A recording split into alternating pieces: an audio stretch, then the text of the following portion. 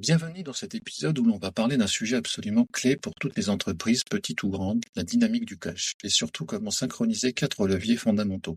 Le chiffre d'affaires, les créances clients, les stocks, les capex. Parce qu'au fond, la question n'est pas seulement combien je vends, la vraie question c'est combien de temps me faut-il pour transformer mes ventes en cash disponible. Le couple chiffre d'affaires créance client, le cœur de la machine. Warren Buffett dit « Le prix est ce que vous payez, la valeur est ce que vous obtenez ». En finance d'entreprise, c'est exactement ça. On n'analyse pas seulement les ventes ou les coûts, on cherche la valeur et la valeur, elle se matérialise en cash. Le chiffre d'affaires, on l'oublie trop souvent, n'est pas du cash, ce n'est que le point de départ. Si le chiffre d'affaires augmente mais que les créances clients explosent, le cash baisse. Si on vend plus mais que les stocks gonflent, le cash baisse. Si on investit sans maîtriser les créances, le cash s'essouffle.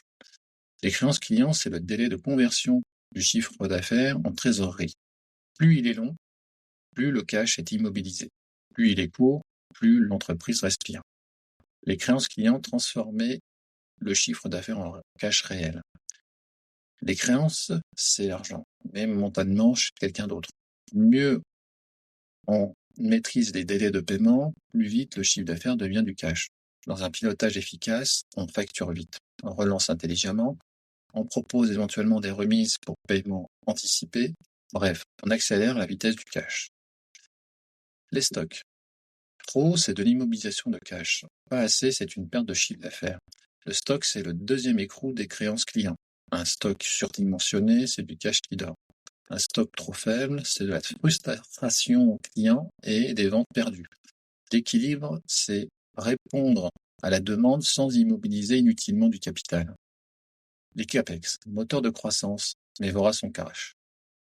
Les capex, ce sont les investissements à long terme. Ils renforcent la capacité opérationnelle, la compétitivité, la croissance, mais ils viennent aussi ponctionner du cash dans le présent.